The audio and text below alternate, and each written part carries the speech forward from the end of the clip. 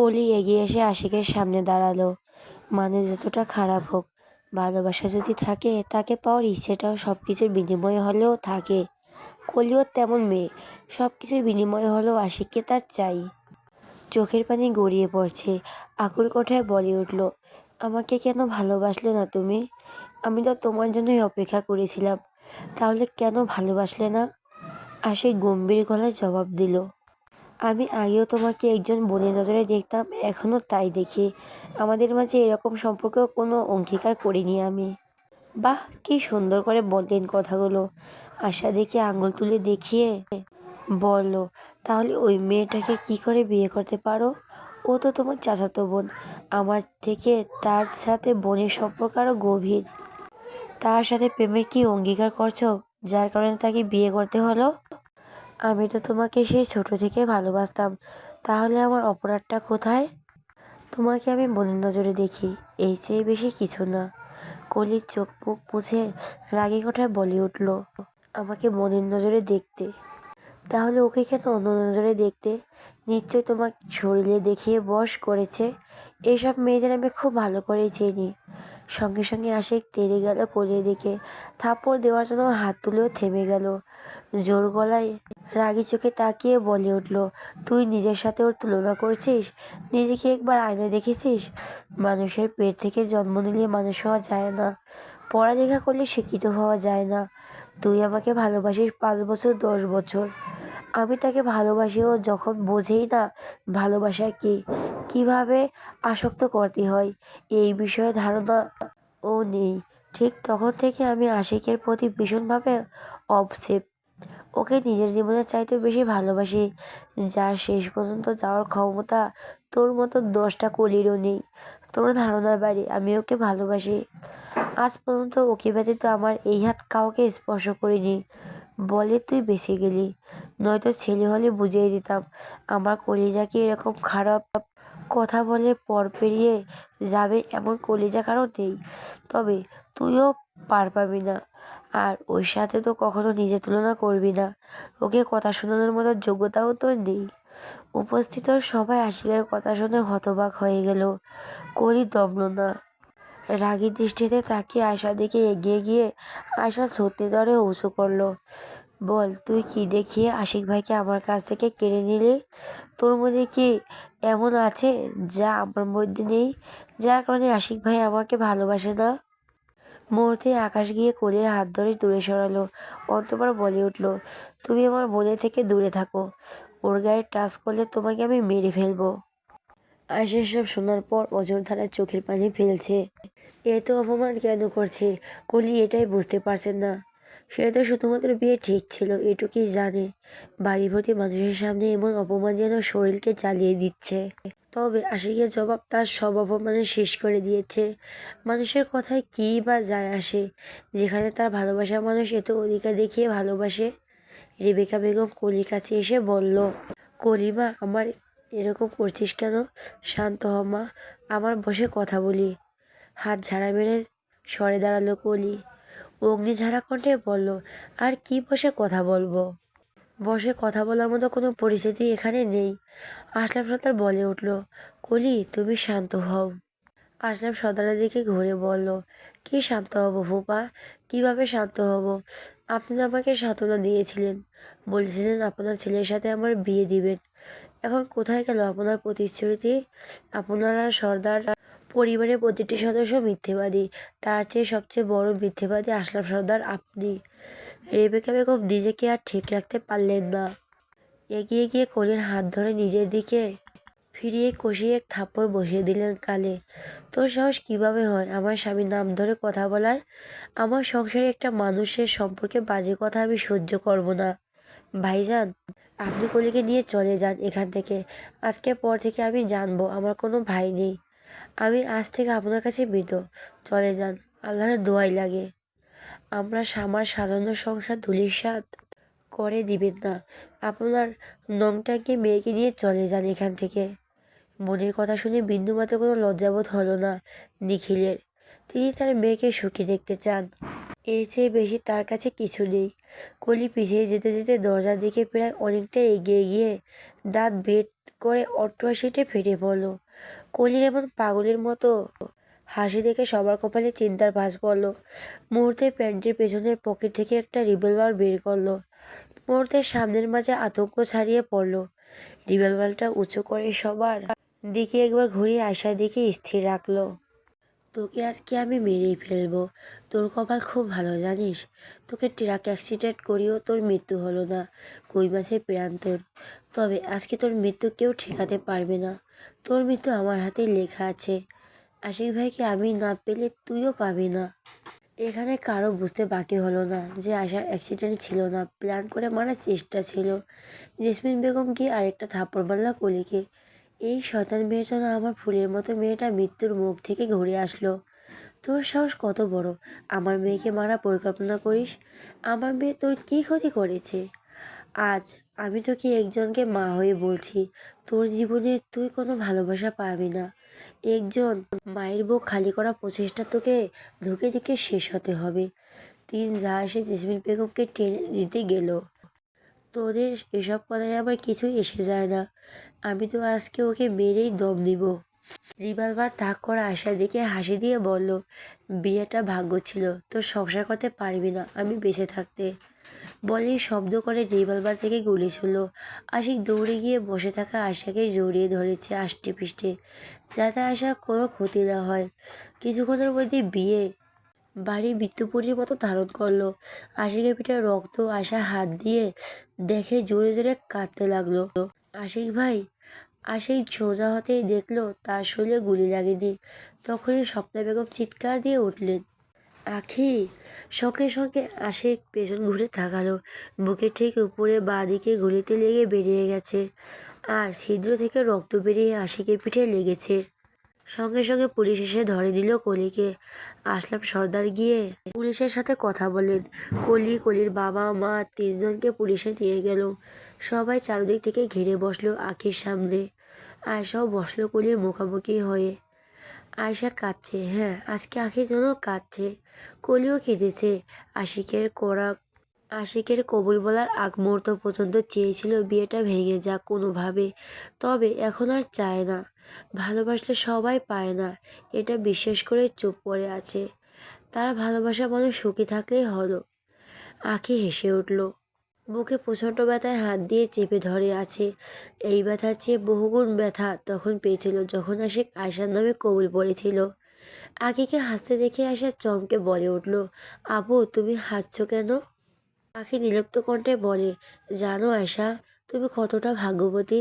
যেখানে কলি আশিক ভাইকে এত বছর ধরে ভালোবেসে হেরে গেল, সেখানে আমরা আর আফসোসের জায়গা কোথায়? তোমরা খুব সুখী হইও। আমিনা বেগম কাঁদতে কাঁদতে বলো, এখন এসব কথা বলছিস কেন মা? চুপ থাক। না চাচি, আমাকে বলতে দাও, এমনিতেও আমার সময় আর বেশি নেই। জানো আয়সা, আমি প্রচুর হিংসে করতাম তোমায়, তবে আজ আর কোনো হিংসে হচ্ছে না। আমাকে একবার বোন মনে করে জড়িয়ে ধরবে। এমনিতে আমি আর তোমাদের মধ্যে থাকবো না। তোমরা সুখী হও, আমি সেই দোয়াই করি। আয়সা বসে থেকেই এগিয়ে গেল আখির দিকে। আখিকে জড়িয়ে ধরে কাঁদতে কাঁদতে বলল, আপু তুমি চিন্তা করো না, তোমার কিছু হবে না। আমরা তোমাকে ডাক্তারের কাছে নিয়ে যাব, তুমি সুস্থ হয়ে যাবে। আমরা তোমার কিছু হতে দিব না, তুমি ভালো হয়ে যাবে। মেঘে এসে বলে উঠল আখি, জানো আয়সা, দুদিনের পরিচয় থেকে যায়, এ মনে মোছে না তো কিছু স্মৃতি কখনো এ জীবনে। বুকে নিয়ে সেই ব্যথা মনে পড়ে তার কথা। বলতে বলতে বুকে তীব্র ব্যথার জ্ঞান হারালো আখি। সবাই অঝোর ধারায় কাঁদতে লাগলো। আয়সা চেঁচিয়ে উঠল, আপু ওঠো, তোমার কিছু হবে। চোখ খোলো আপু। গাড়ি বের করে আকাশ আর অর্ণব আসলো, আখিকে ধরে নিয়ে গেল। বাড়ির মহিলারা থাকলো, আর সবাই আখিকে নিয়ে হাসপাতালে চলে গেল। চারদিকে হাসপাতালের করিডোরে জুড়ে নিস্তব্ধতা চলছে। হঠাৎ এমন ঘটনার সম্মুখীন হতে হবে এমনটা কেউ কল্পনা করতে পারেনি। তবে আখির খুব একটা ক্ষতি হয়নি। গুলিতে যদিও আর একটু নিচে বুকে লাগতো, তবে আখিকে বাঁচানো অসম্ভব হয়ে যেত। সব কিছু উপরওয়ালার চাওয়া।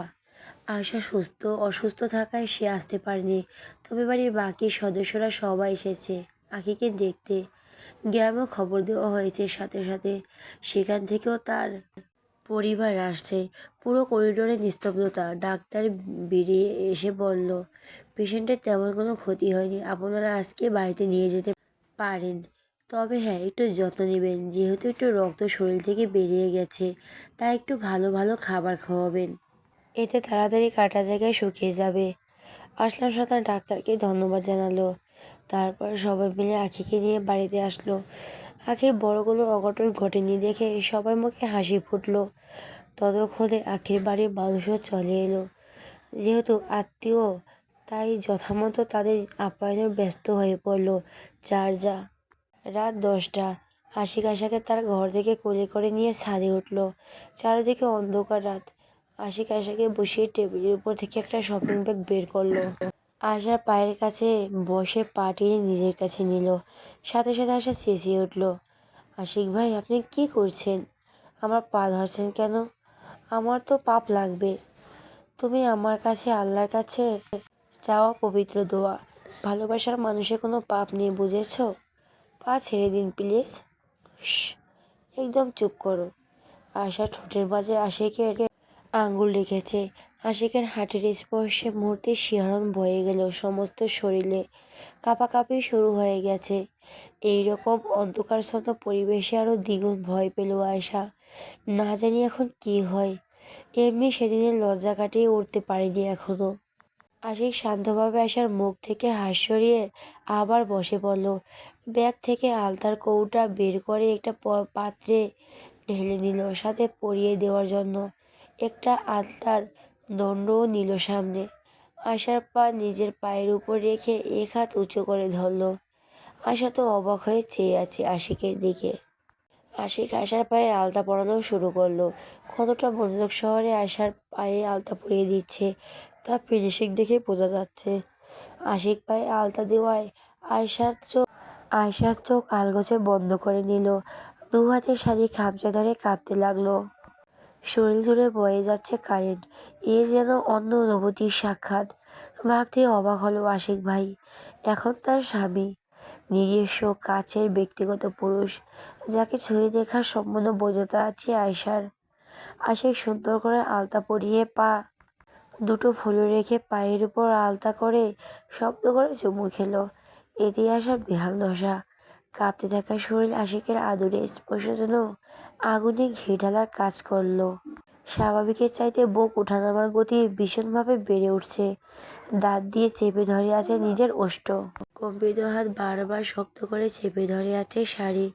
লজ্জা দ্বিধা দ্বন্দ্ব কাটিয়ে অক্ষি যুগল পিটপিট করে তাকালো। আশিক আশার মুখ বারবার এসেছে। মুহূর্তেই আশা আবার চোখ খিচে বন্ধ করলো। আশিক আশার দিকে তাকিয়ে মুচকি হাসলো। পেশিবহুল হাতে পাজা খুলে তুলে নিল। মুহূর্তেই হকচকে গেল। আশা পরে যেতে নিলেও আশিকের গলা আঁকড়ে ধরল দু হাতে। আশিক কানের কাছে মুখ নিয়ে বলে উঠল, এত বেশি লজ্জা পেলে কিভাবে হবে? বউ, আমার তো একটাই অধিকার আছে। এভাবে লতাপাতার মতো লজ্জায় নুয়ে গেলে আমার কি অবস্থা হবে? আশা এক পলক আশিকের দিকে চাইল।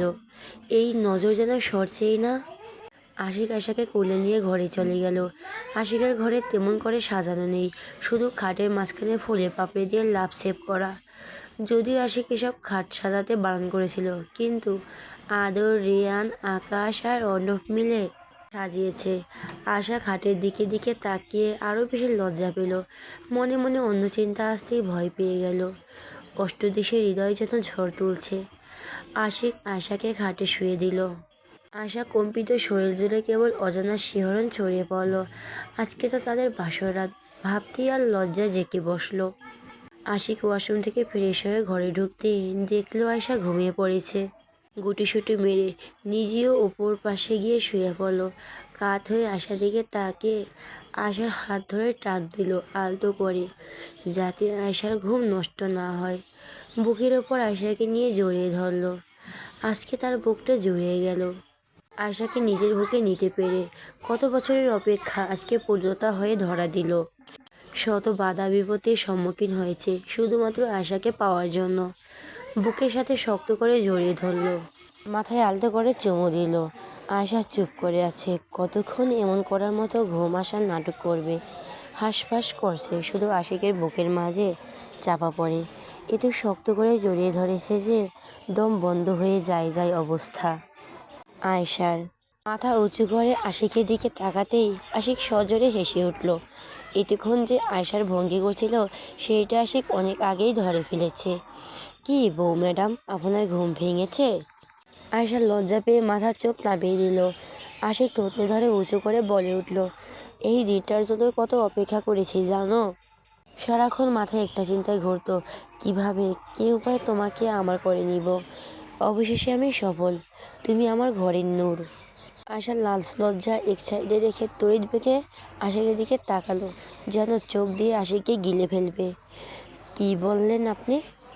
আয়েশা যেমন লাফিয়ে ওঠা দেখে আশিক চোখ ছোট করে তাকালো। কি বললাম আমি? আয়শার তেজ দেখিয়ে কাঁদো কাঁদো গলায় বলল, নূরকে? আপনি নূরের কথা বললেন কেন? আশিক আশ্চর্য হলো। আয়শা দেখে তাকিয়ে বলল, আমি তো বলেছি তুমি আমার ঘরের নূর। হ্যাঁ বুঝি তো, আমাকেও বলেছেন, আবার নূরকেও বলেছেন। সত্যি করে বলুন, আপনি এক ঢিলে দুই পাখি মারতে চাচ্ছেন? আমি কি বুঝি না নাকি? আশিক ভ্যাবাচাকা খেয়ে গেল, কণ্ঠ অসহায় করে বলে, বউ আমি তো নূর বলতে বোঝাতে চেয়ে আলো, মানে তুমি আমার ঘরের আলো। আশা কথাটা শুনে স্বস্তি পেল, আশিকে জড়িয়ে ধরলো আলতো করে। এবার যেন ব্যথা না পায় সেই দিকে নজর রাখলো। আশিকের বুকের আঙুল দিয়ে খেলেই যাচ্ছে আয়শা। হঠাৎ করে বলে উঠল, আশিক ভাই আপনি আমাকে কোনোদিন ভুলে যাবেন না তো? ছেড়ে যাবেন না তো কখনো আমায়? আশিক আশাকের মুখোমুখি করে বলল, আমি তোমাকে এতই ভালোবাসি যে আল্লাহর পরে আমার দোয়াই শুধু তুমিই থাকো। তোমাকে নিয়ে আমার কল্পনা কোনো দিন শেষ নেই। বছর কেটে যাবে, যুগের পর যুগ পেরিয়ে যাবে, কিন্তু তোমার প্রতি আমার ভালোবাসা কখনোই কমবে না, এবং তোমার জন্য আমার হৃদয় কোনোদিন কোনো অনাগ্রহ বা বিরূপতার জন্ম নেবে না। আশিকের এমন কথা শুনে আয়েশা শুধু আশ্চর্য হলো না, আর কতভাবে তাকে আশিক বোঝাবে আশিকের হৃদয়ের কথা। কতটা শান্ত হয়ে মানুষ এভাবে ভালোবাসা প্রকাশ করে। কখনো আশার প্রতি আশিকের বিরক্তি দেখেনি আয়শা, বরং ভালোবাসার ভয়াবহতা দেখেছে। এত গভীরভাবে ভালোবাসতে পারলে আর কি চাই জীবনে? যে এমন ভালোবাসতে পারে তার জীবন ধন্য। আশিক ভাই, শুধু আশিক, তোমার আশিক মনে থাকবে তো? আশা কাঁপা কাঁপা ঠোঁটে বলল, বলো কি বলবে বউ? আপনি আমার প্রতি কখনো বিরক্ত হন না, এ তো জ্বালায় আপনাকে, তবু আপনি এত ভালোবাসেন আমাকে। উত্তরে আশিক হাসলো, বউ ভীষণ ভালোবাসি তোমায়, আমিও আপনাকে ভালোবাসি, খুব খুব। আমার অনেক বছর ঘুম হয় না জান, আমাকে একটু ঘুমাতে দিবে? তোমাকে বকে নিয়ে ঘুমালে আমার সব তৃষ্ণা কেটে যাবে। আয়শাও অদূরে হয়ে আশিকের বুকে গুটিসুটি মেরে শুয়ে পড়ল। আশিকে আসলাম সর্দার আগেই বলে দিয়েছে, আশি এখনও ছোট, তোমরা আলাদা থাকবে। কিন্তু আশিক সে কথা তোয়াক্কা না করে আশাকে নিজের ঘরে এনেছে। এখন সে কারো কথা শুনবে না। আয়শা তার বিবাহিত স্ত্রী, এখন শত চেষ্টা করলেও আশাকে কেড়ে নিতে পারবে না তার কাছ থেকে। রাত গভীর, আকাশে ফোন দিয়েছে কথার কাছে, কথা ফোন ধরে সালাম দিয়ে চুপ করে আছে, কোনো কথা বলছে না। আকাশ কিছুক্ষণ থেমে বলল, কালকে দেখা করব, বাড়ির সামনে দাঁড়িয়ে থেকে সময় মতো। কথা শুধু ধীর কণ্ঠে বলল, ধীরে ধীরে দুজনের প্রতি দুজনের সম্পর্ক আরও গভীর হচ্ছে। একে অপরের প্রতি ভালোবাসা কাজ করে, কেউ বলতে পারে না যে দুজন দুজনকে ভালোবাসে। কেমন এক নাম না জানা সুপ্ত অনুভূতিকে ঘিরে আছে আকাশ আর কথার জীবন। একে অপরকে ভীষণভাবে মিস করে, কিন্তু মুখ ফুটে বলতে পারে না। আকাশ আজকাল আনমনে কথার কথা ভাবতে থাকে। হুটহাট চোখের সামনে ভেসে ওঠে কথার মায়াবী মুখচ্ছবি। দেখতে দেখতে কিভাবে আসক্ত হয়ে গেল ভেবেই উত্তর মেলে না। এভাবে অভ্যাসে পরিণত হবে সেটা কি আকাশ জানতো? কথা কিভাবে আকাশকে কাবু করেছে সেটা যদি বুঝতো তাহলে কথা দূরেই থাকতে পারতো না।